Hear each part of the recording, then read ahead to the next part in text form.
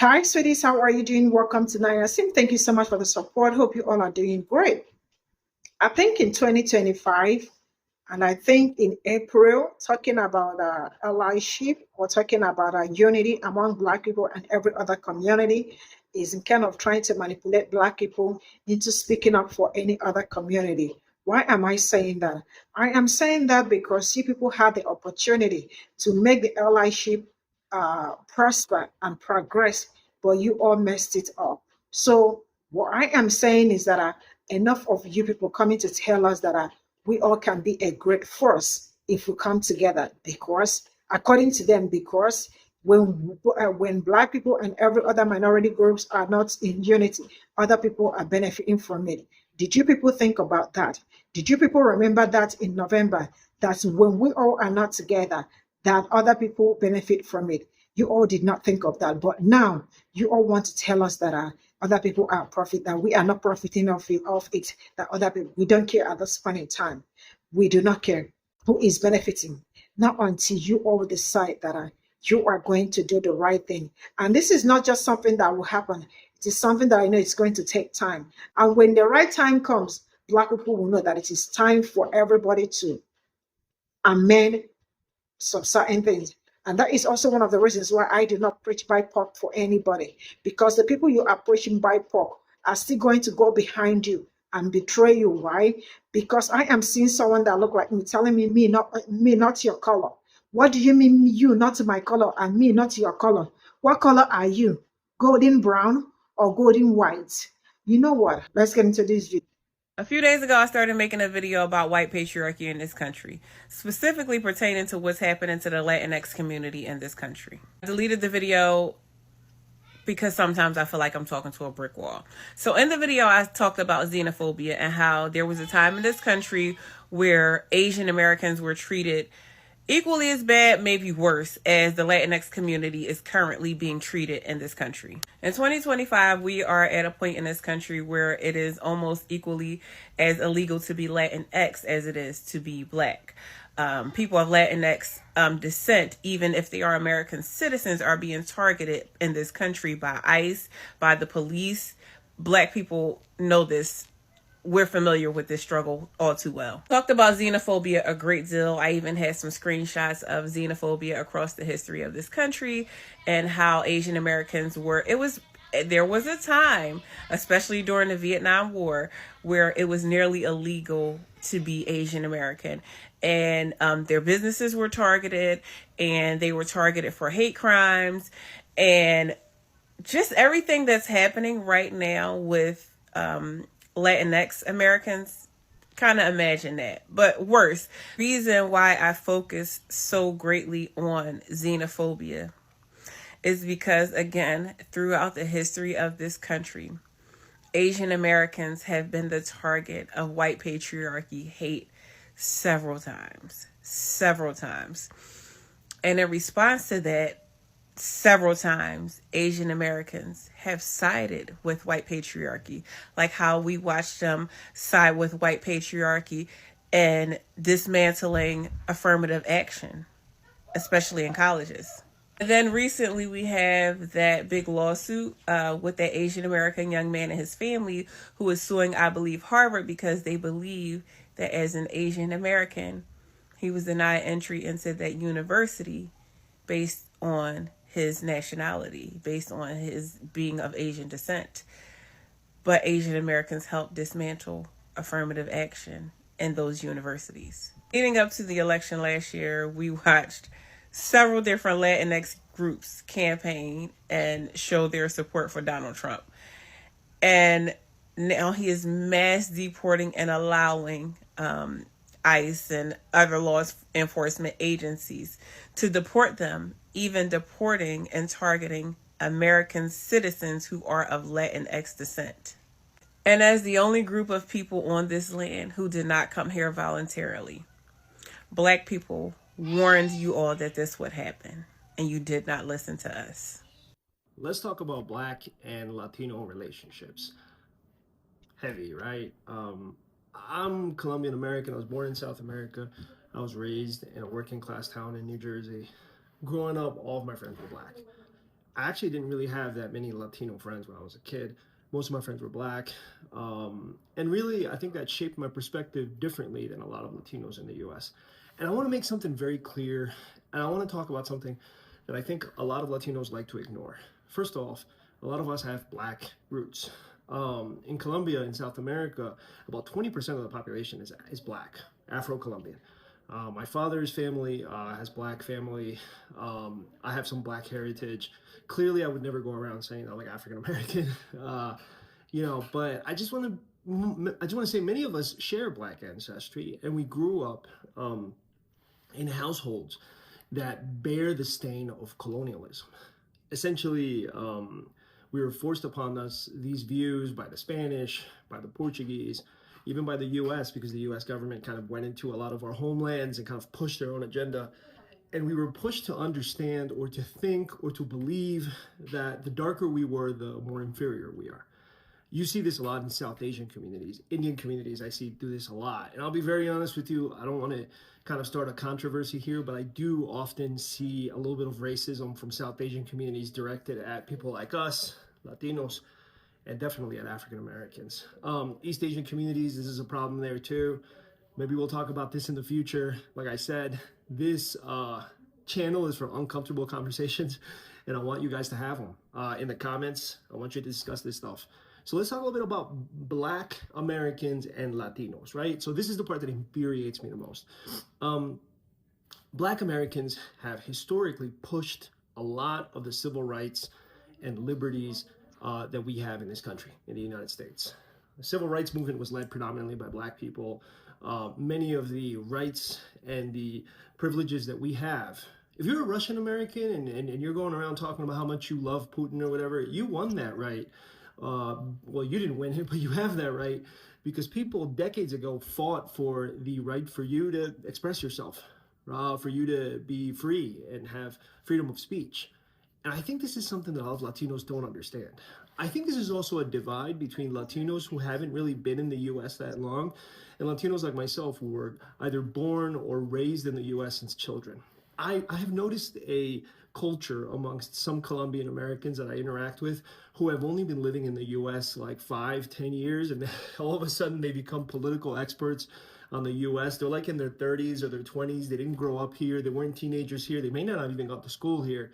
And yes, I want to shout out Aaliyah, my first crush as a child. And so sometimes you have discussions with them and you'll ask them like, oh, you think this is okay? Like what the government is doing, limiting the free speech of students, etc. And they'll be like, yeah, every country has the right to like determine who they let into their country and what they can do. Well, yeah, I mean, if you're a threat to the country, you should not be let in. But freedom of speech, that's like a foundational bedrock of our liberal democracy, which is what we have always been for, at least for the past decades after World War II. And I feel like a lot of these recent immigrants don't know that. I think they come from their countries with kind of backwards views on liberties, on what you can say, what you should say. Some of them think that because in their home countries, the government can kind of come and tell you what to say, then that's okay to do that here in the US. And I want to be very clear about something. America has never been okay with telling people what to do and what to say.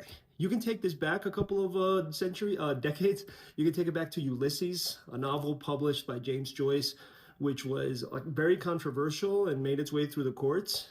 And guess what's one of the most important novels of the 20th century, which would be Ulysses by James Joyce. You also take this back to novels like Tropic of Cancer, which was heavily censored and banned in many places in the US.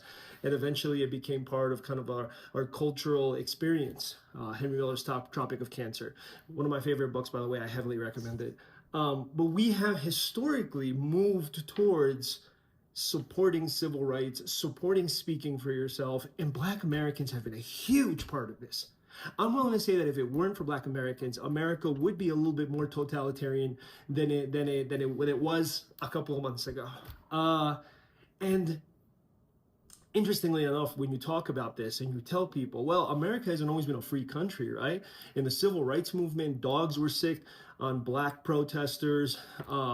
People were murdered under kind of state-sanctioned, dangerous views. And a lot of this happened because Black Americans were fighting for their rights, and they were treated horrendously by not just the U.S. government, but local governments, people in the communities that just were so ignorant and stupid that they didn't understand that, we're all human beings. And a lot of Latinos have benefited from this. Even Latinos that arrived here 5-10 years ago. But the problem is they don't know they've benefited from this. They don't know that the reason they can play salsa out in the street without having someone call the police on them, or successfully call the police on them to get it to shut it down, is because Black Americans made it possible so that integration, civil rights, acceptance of different races was something that we championed as a society, up until recently, of course. And I think a lot of my Latino brethren need to kind of get it together and start studying what this country was founded on. You can't arrive in a country, you can't come here as a new immigrant and bring with you oppressive, totalitarian beliefs and think that now you can enforce them because there's a candidate that you like that does that. Like, you need to read up on John F. Kennedy. You need to read on FDR. You need to read on James Baldwin. You need to read about Malcolm X. You need to read about so many, W.E. Du Bois. You need to read about the people who fought for our rights and how hard it was for us to maintain those rights. And if you really want to be an American, if you want to come to this country and you want to say, I'm an American and I'm proud, whether you're Cuban Republican or Colombian Republican or whatever, well, you need to learn the history of this country, right? Because you came here, you chose to come to this country to live a new life, to fight for a better life for your family. So how dare you try to take that away from other people? And how dare you insult and treat Black Americans as if they were inferior to you? They're not. No one is. Everyone is deemed equal under the eyes of God. And you seem to have come here and you brought with you these beliefs, and all they do is just cause and sow hatred and seeds of evil in this society. It's a big beef that I have. I just want to say that if Black and Latino people come together, if we understand that we are in the same game, fighting the same struggle, looking for the same opportunities for our families and our children and our parents, we are a powerful force to be reckoned with. But until we realize how powerful we can be when we work together, we will remain, in many ways, unfortunately, divided. And that power will be divided. And guess who benefits from that? It ain't you, brother. It ain't me. It ain't you out there working in a factory or in construction thinking that Donald Trump is going to save you from whatever the hell you thought you needed saving from. It's Jeff Bezos. It's Musk. It's this creepy little dweeb Zuckerberg that wants to be a man, that thinks that because he has a little gold chain and grew out his little hair and has a little t-shirt that somehow he's a manly man. Yeah, okay, you can take as many Thai bowl classes as you want, Mark Zuckerberg. You're not a man. You're part of an oppressive system that hurts people and causes damages to Western democracies and developing nations who are influenced by these ignorant beliefs found amongst these totalitarian states. That's it for me now. I'm trying to upload more people. I promise I'll talk about sports. I will. I have about 300 followers. I got another page that has about 200,000 followers, but that's a business page dedicated to something completely outside of the realm of politics, culture, sports, and society. I hope you stick around. Please follow my podcast. And you can also go to realdiegoarias.com. I repeat it, realdiegoarias.com. And you can read some of my essays, some of my fiction, some of my nonfiction, and some of my rambles. And I'm willing to hear you out. Any conservatives out there, any Latinos out there that think I'm wrong, please leave your comments. I believe in free speech. Free speech means that I should and read things that I don't agree with. It's all about having an open conversation. That's the whole point to a modern society. Have a lovely day, everybody. I love you. Take care. Bye.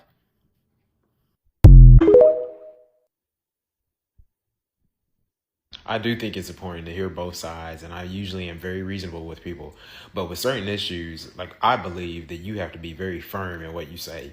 And like with this whole solidarity that I'm showing, like, I'm not going to compromise, because the guy in office isn't compromising. Like, this guy is being very assertive over things that are very harmful. Like, what he's saying is very harmful to Hispanic and Latino communities. And I just can't get on board with what he says. Like, I have not once heard something that he said and been like, oh yeah, that's profound. Like, no, it's fear mongering. It's hateful rhetoric. And I talked about Professor Leo Chavez having some lectures on YouTube about this. It's anti-immigration rhetoric and policies is disproportionately harmful to Hispanic and Latino communities. I'm well aware some of my videos are super corny. Like the previous video I posted, I had a spell issue. Instead of saying in, I said is. But it's like the content I'm shooting, it's like, okay, what can I say to be supportive, to show people that I care? So I'll post these videos to try to capture attention. But it's 100% sincere. I do want y'all to know that. Like, it's not a front. When people feel downtrodden and oppressed, that really does anger me, especially when it's a minority group, because sometimes they might even feel like they can't speak out. They might feel like if they speak out, they might face retaliation.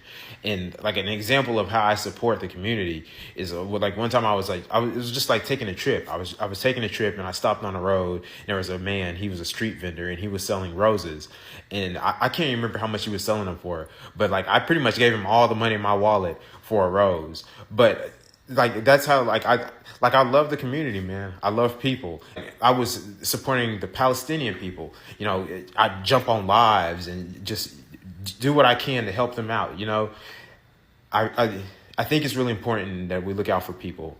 And I'm a black man, so obviously, like, I support black people. Like, if you see me in public and you're black, like, why would you think that I have something against you? Like, I'm a brother with dreadlocks. I'm a big black brother, bro. It's like, I'm obviously black. I'm not someone who denies my blackness. I don't be in public like, hey, y'all go stand over. Like, bro, like, I'm black. And I associate with black people. I love black people. But like, as a black man, how would you know, if you're a Hispanic or Latino person, how would you know that like I support you and that I'm looking out for you? If like you saw me in public and like you just scroll through my social media page, bro, like you wouldn't know unless I said, hey, I support you.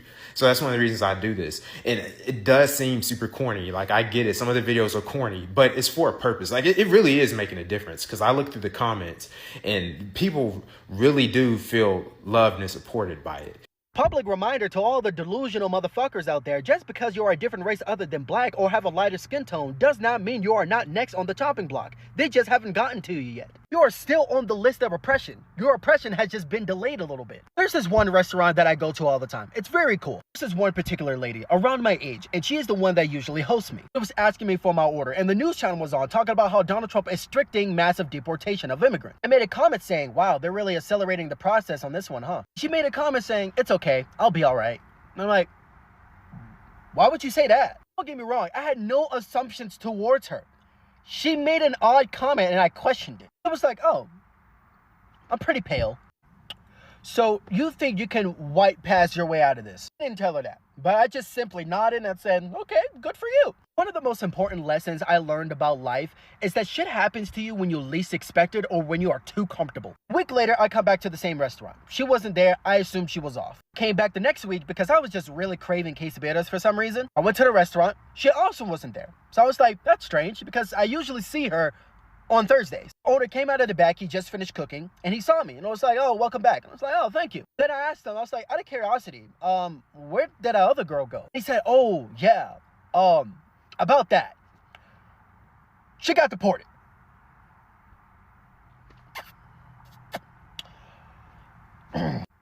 Got it. Okay. All right. It turns out her skin color did not save her. Didn't think it was going to, but hey. You ever notice how they keep telling black people to be independent and pull yourself up? Funny, because every time we did, they tore us down. And co-ops, that was one of the biggest threats we ever built. Co-ops were never about being trendy or just making a little money on the side. They were about survival, period. When the banks laughed at us, when the stores locked their doors, when the jobs hired everybody but us, we didn't sit around begging. We pulled our money together. We fed each other. We loaned to each other. We educated our kids ourselves, because depending on them was never a real option.